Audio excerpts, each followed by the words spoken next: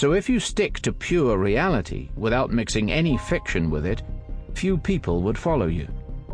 If you used a time machine to send a modern scientist to ancient Egypt, she would not be able to seize power by exposing the fictions of the local priests and lecturing the peasants on evolution, relativity, and quantum physics.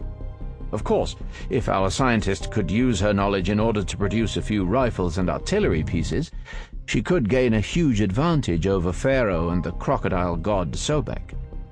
Yet, in order to mine iron, build furnaces, and manufacture gunpowder, the scientist would need a lot of hard-working peasants.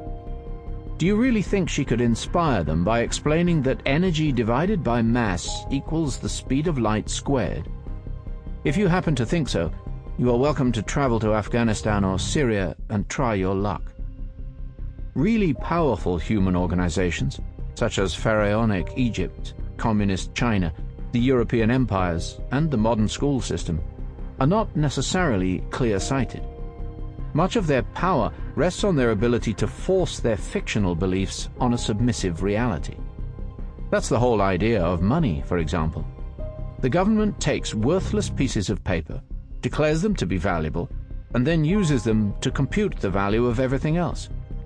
The government has enough power to force citizens to pay taxes using these pieces of paper, so the citizens have no choice but to get their hand on at least some bills.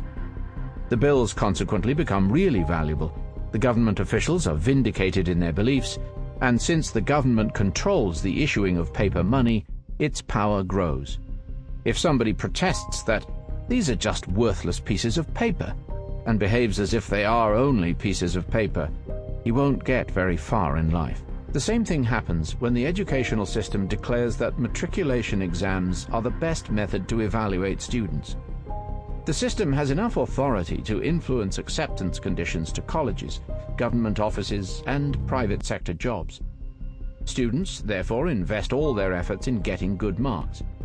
Coveted positions are manned by people with high marks, who naturally support the system that brought them there. The fact that the educational system controls the critical exams gives it more power and increases its influence over colleges, government offices, and the job market. If somebody protests that the degree certificate is just a piece of paper and behaves accordingly, he is unlikely to get very far in life.